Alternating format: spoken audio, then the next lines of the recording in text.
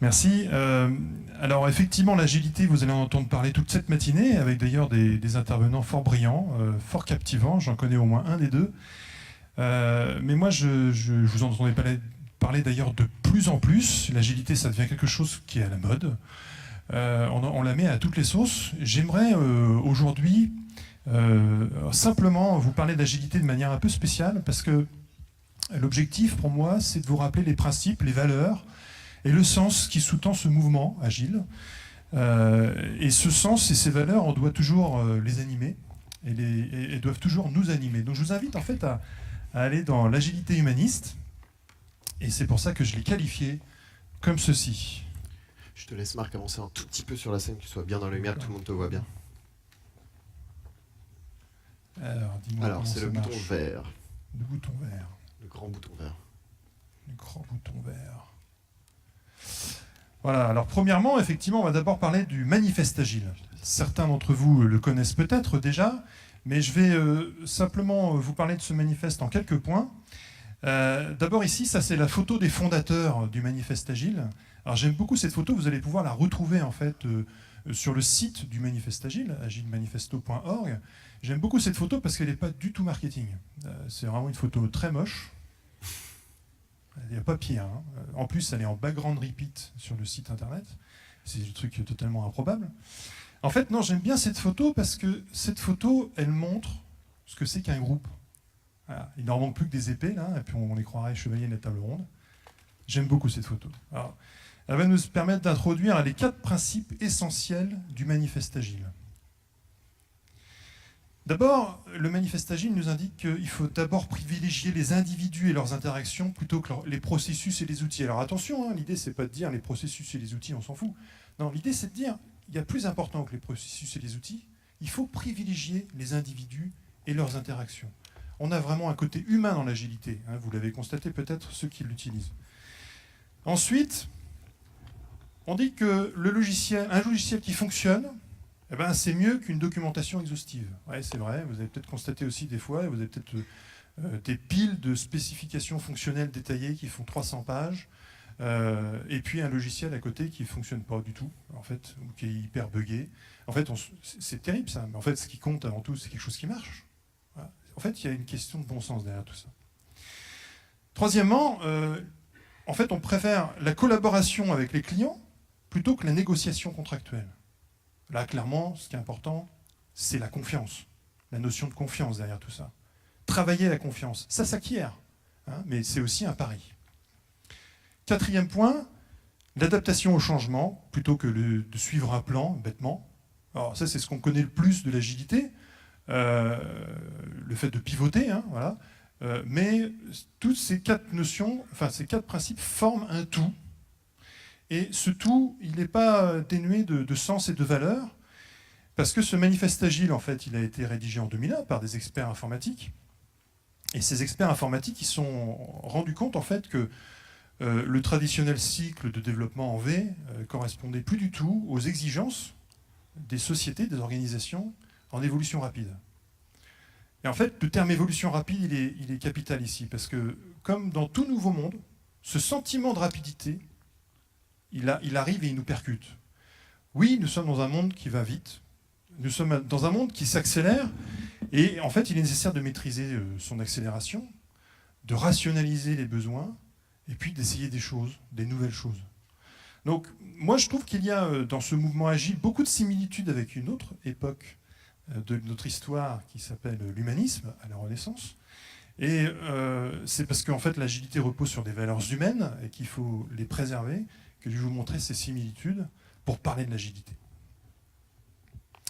Alors d'abord, en tout premier lieu, on doit se rappeler que la connaissance et son partage sont le socle de l'agilité. En fait, tout comme Gutenberg, qui a facilité en fait, la diffusion des textes avec l'invention de l'imprimerie, aujourd'hui, on ne compte plus du tout le nombre de blogs dont les auteurs cherchent à nous expliquer ce qu'ils ont fait, ce qu'ils ont réalisé. Donc on est vraiment dans l'idée de la diffusion du savoir.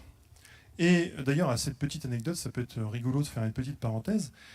On parle aujourd'hui beaucoup des plateformes, des startups qui supprime les intermédiaires. Hein, je ne vais pas les citer, vous en connaissez tous. Le premier qui a fait ça, c'est Gutenberg, avec son imprimerie. Parce qu'avant, il y avait une seule Bible par commune, qui était à l'église, et il n'y avait qu'une personne pour la lire, parce qu'elle était en latin, et les autres ne savaient pas lire le latin. Donc ici, on a vraiment ce modèle-là, et donc on a permis en fait, le fait que les gens puissent, alors d'abord évidemment ceux qui étaient les plus lettrés, hein, mais petit à petit, les gens petit à petit ont réussi à avoir chez eux un morceau de la Bible, hein, qui était le texte où on apprenait les choses à l'époque, hein, et en plus dans leur langage. Donc ça a fait après on connaît toutes les divergences qu'il y a pu avoir. Enfin tout ça pour dire que l'éducation et l'envie de transmettre, c'est essentiel dans les équipes agiles, en interne bien sûr, mais aussi avec les clients. On apprend du client comme le client apprend de nous. Ça c'est capital, et en fait on se rend compte que expliquer à l'autre, ça nous fait progresser personnellement. Donc dans une équipe, on le sent ça. Quand on demande aux autres de nous expliquer ce qu'ils ont fait, on sent que ça nous permet de mieux comprendre, de mieux maîtriser. Alors là, exit évidemment les batteries de développeurs hein, qui codent, qui font du code en fait en fonction de cahiers des charges qui ont été fabriqués par d'autres, et puis sans suivi client. Tout ça, on balance ça à la poubelle. Alors le deuxième point, évidemment, ce goût pour le savoir se combine bien avec l'attrait pour le futur et la conquête de nouveaux espaces, hein, évidemment, de nouveaux territoires. Alors ici, comment ne pas faire le rapprochement avec la conquête de l'Amérique, hein, qui est quand même le début de la Renaissance, avec la chute de Constantinople. Hein. Ça, c'est une autre histoire. Mais comment ne pas faire ce lien avec les nouveaux continents qui arrivent à nous, hein, l'intelligence artificielle, la conquête spatiale, les voitures autonomes, les diverses réponses hein, aux enjeux climatiques. Conquérir de nouveaux territoires, ça nécessite d'essayer. Essayer, tenter des choses, hein, et donc forcément de se tromper, parfois. Et donc, ici, exit hein, le productivisme utilitariste à tout crin. Bon, on supprime tout ça, hein, il faut tenter des choses, il faut essayer. Et des fois, on trouve des choses étonnantes. Comme l'Amérique. Alors, on ne pouvait pas passer à côté de ce magnifique dessin de Léonard de Vinci, qui symbolise bien l'humanisme. Vous avez reconnu l'homme de Vitruve. L'homme est à la mesure de toute chose. Et ça, en agilité, c'est fondamental également. Bon, ici, dans ce tableau, dans ce dessin, on a l'idée de perfection, de beau, d'équilibre, d'harmonie. Hein. Mais surtout, il y a cette idée que l'univers est à l'image de l'homme. Hein, et vice-versa. Alors ça veut dire quoi ? Ça veut dire qu'en étudiant l'humain, hein, on est capable de trouver des clés pour créer des constructions harmonieuses. Ça tombe bien, en agilité, on fait ça. On confronte nos constructions avec de plus en plus d'humains. D'abord, on interviewe les différents publics. On essaie de trouver leurs problèmes réels, hein, de les interroger. Ensuite, on va étudier, au fur et à mesure de la mise en production, comment les gens s'en saisissent. Est-ce qu'ils le détournent, l'outil qu'on a fabriqué ? Et donc, on ne se contente pas d'écouter le client qui paye. Non, il n'y a pas que le client qui paye qui compte. Ce qui compte aussi, c'est d'interroger les clients qui utilisent ce qu'on fabrique. En fait, pourquoi on fait ça ? Parce qu'en fait, on sait que c'est utile pour la pérennité du projet. On n'est pas bête en agilité. On sait que c'est important pour que le projet puisse perdurer. Donc on va plus loin. Donc on supprime tous les projets pensés sans les principaux intéressés. Voilà. Et puis les projets sans suivi régulier. Voilà, tout ça, c'est à la poubelle.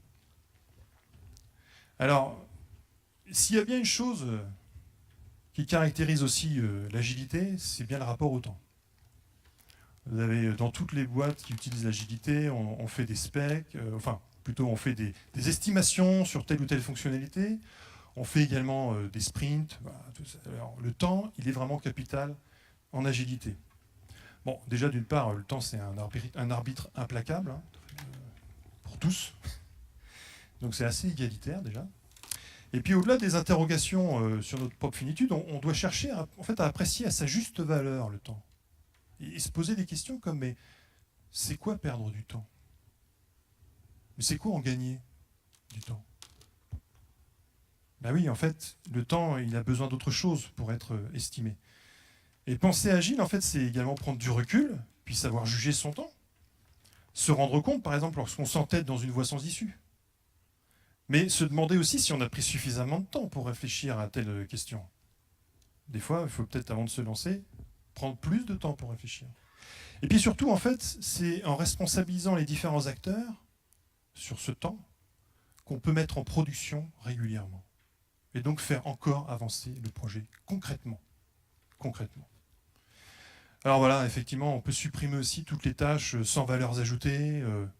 On mesure, hein, ici, on mesure, et on prend le temps qu'il faut pour faire les choses utiles d'abord.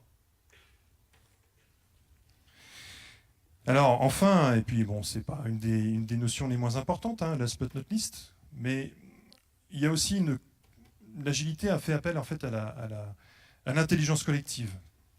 Et honnêtement, quoi de mieux que de créer un groupe dont les membres sont soudés et qui peuvent s'entraider?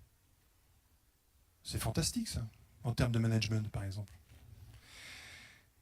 Mais en fait, effectivement, on peut chercher à ce que les membres d'une équipe sachent trouver les choses tout seuls.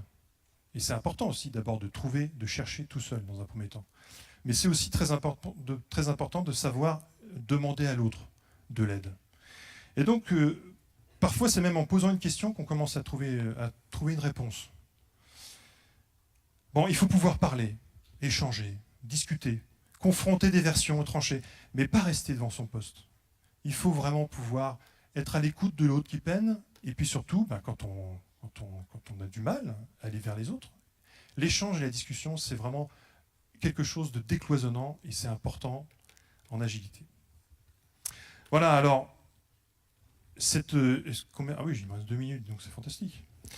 Alors avec cette acculturation à l'agilité, je voulais tout simplement vous dire qu'on est effectivement entré dans une phase de libération des énergies. Mais, alors bon, certes, la Renaissance, ça couvre plusieurs siècles. Hein, donc c'est un peu schématique tout ça. Mais il me semble important de rappeler que même si c'est schématique, il faut chercher du sens derrière tout ça. L'agilité, c'est un état d'esprit avant tout. Et cet état d'esprit, il peut être galvaudé. Donc il faut être attentif en fait à ce que ces outils soient au service de tous les acteurs d'un projet. Et puis, ce qui est important de se rendre compte, en fait, c'est que nos sociétés se situent à un croisement de chemins, et on nous invite à aller toujours plus vite. Mais il ne faut pas oublier quelque chose d'essentiel. La rapidité, en fait, elle peut nous conduire à faire des choses pas très humaines. Ce qui compte, en fait, c'est l'humain derrière tout ça. L'agilité, revenons aux sources et cherchons à ce que ce soit l'humain au centre des préoccupations. Voilà, je vous remercie pour Merci Marc.